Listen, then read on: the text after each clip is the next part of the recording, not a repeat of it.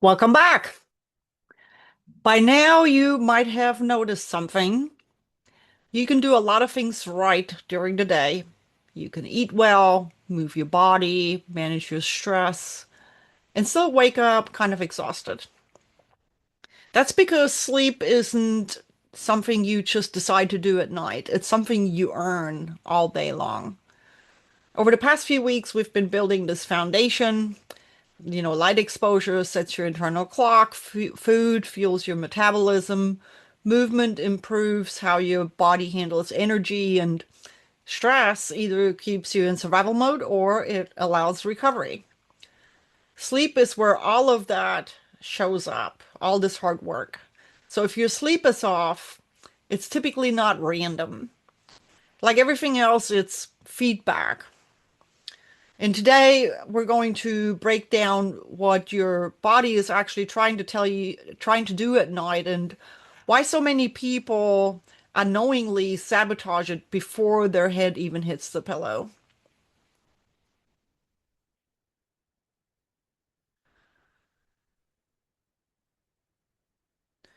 So most people think sleep is just downtime, like your body hits a power button and it shuts off. And that's actually backwards. Sleep is when your body is working the hardest behind the scenes. This is when your brain clears out waste, your hormones reset, your tissue repairs, your metabolism recalibrates. And if that process gets interrupted or never fully happens, you don't just feel tired. You wake up foggy with impaired decision making. You wake up inflamed. You're having sugar cravings. You're running on stress hormones. And at that point, it's no longer a motivation problem. Now it's actually a biological backlog. You can think of it like this. Every night, your body is supposed to take out the proverbial trash. And if sleep is poor, that trash piles up. And eventually that shows up as bloating and fatigue and hormone issues, brain fog. Instead of thinking about sleep as getting rest, start thinking about it as, did my body actually get a chance to finish its work?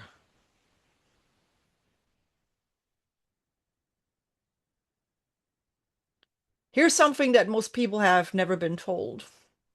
Your brain has a built-in cleaning system. It's called the glymphatic system, and it only turns on when you're in deep sleep. During the day, your brain is constantly producing waste from thinking and processing and stress management and decision making, but it can't clean itself while you're awake. So at night, when you hit that deep sleep stage, something, really interesting happens. The space between your brain cells actually expands and fluid moves through your brain, literally washing all that waste away. This includes things like inflammatory byproducts, damaged proteins, metabolic debris. Now, here's the problem. If you're not getting deep quality sleep, that system doesn't fully run. So if you're not starting fresh the next day, you're starting with leftovers. And that shows up again as brain fog, slow thinking, poor focus, just feeling mentally off. And if it keeps happening, you're stacking inflammation in your brain day after day after day. So when someone says, I slept 7 to 8 hours, but I still feel exhausted, this is really often why. It's not just about time that you spend in bed, it's whether your brain actually got to run that cleaning cycle.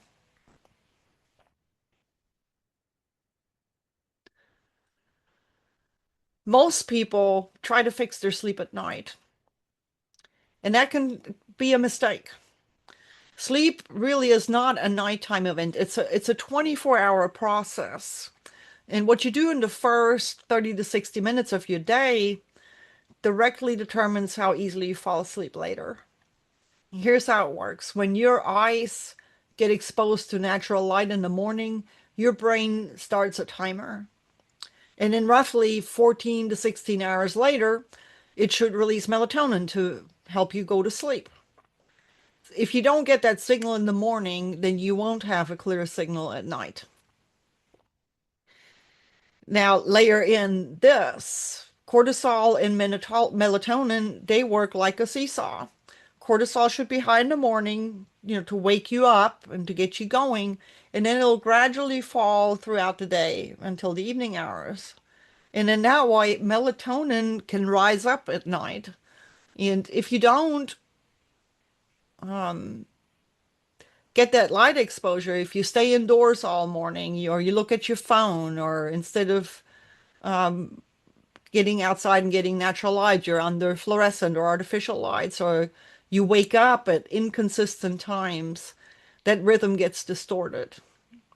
So at night, your body then is confused. So you're laying there physically exhausted, but mentally wired. And people, they call it insomnia, and it's not. It's a timing problem. It's a circadian rhythm disruption problem.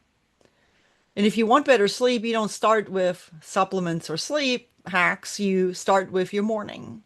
Because if you don't set that rhythm early, your body can't finish it later. It can't recalibrate. You cannot scroll your way into good sleep. It just does not work.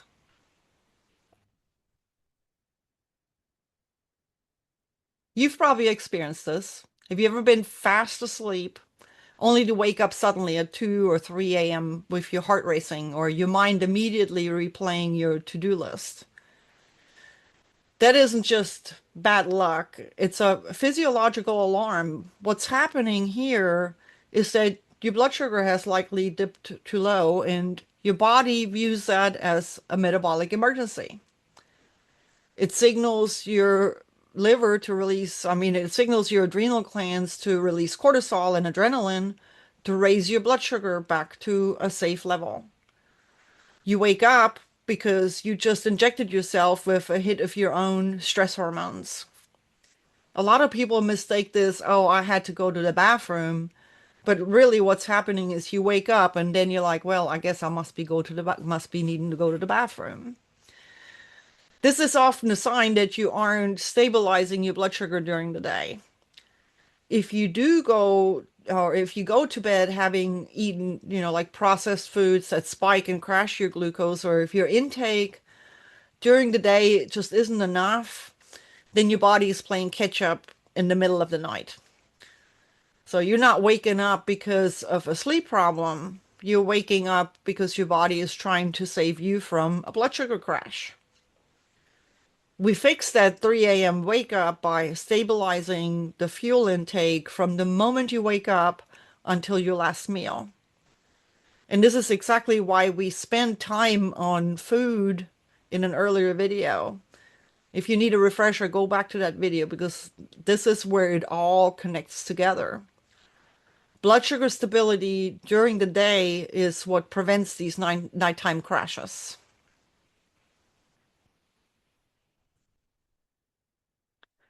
Now let's talk about the sleep environment. Your biology is designed to sleep in conditions that signal safety and peace. If your environment is stimulating your brain, your body stays alert. We want to control these three things. First is darkness. Even small amounts of light, like an LED light or street lights, even smoke detector lights, they can suppress melatonin. Your brain reads light, especially that blue light, as daytime. So if your room isn't truly dark, you're fighting your own biology. Second is temperature. Your body needs to drop its core temperature about 1 to 2 degrees to initiate and maintain that deep sleep, but also start that glymphatic cleanup crew. So if your room is too warm, you're forcing your body to work harder to fall asleep and stay asleep. A cooler environment really supports better sleep. Around the mid 60s, is ideal for most people. Third is to reduce stimulation. This means limiting noise, screens, or anything that keeps your nervous system engaged.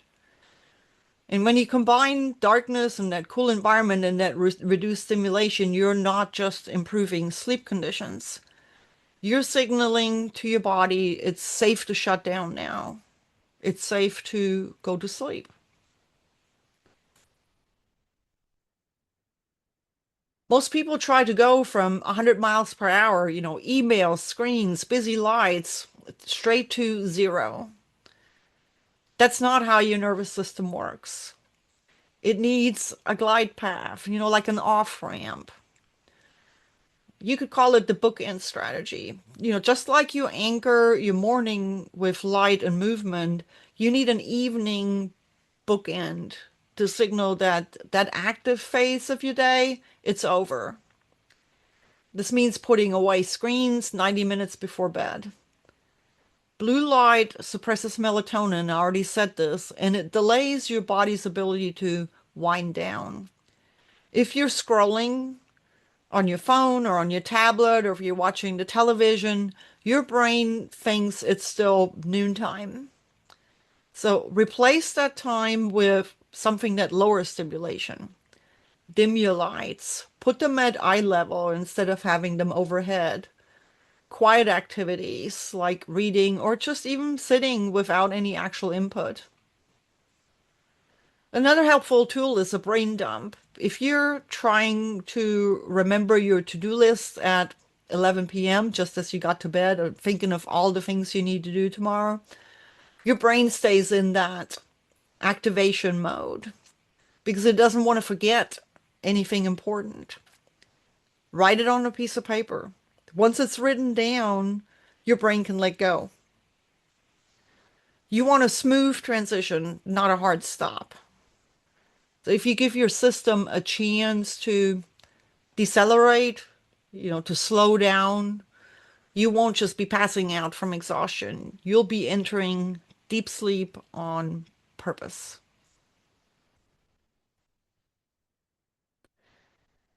So that is your sleep optimization framework. We covered how sleep acts as your brain's internal cleanup system, why waking up at 3 a.m. is often a blood sugar signal, and how your environment either supports or disrupts your ability to recover. Here's the big picture. Sleep is a reflection of how you live your day. If you anchor your morning with light, stabilize your fuel throughout the day, and use your evening to signal that safety, your body knows how to sleep. You just need to provide the environment that it can actually get there. Now, what questions do you have about sleep, or what's one thing that you're going to be changing ASAP? You can leave me a comment below or any questions that you have, and I will answer them.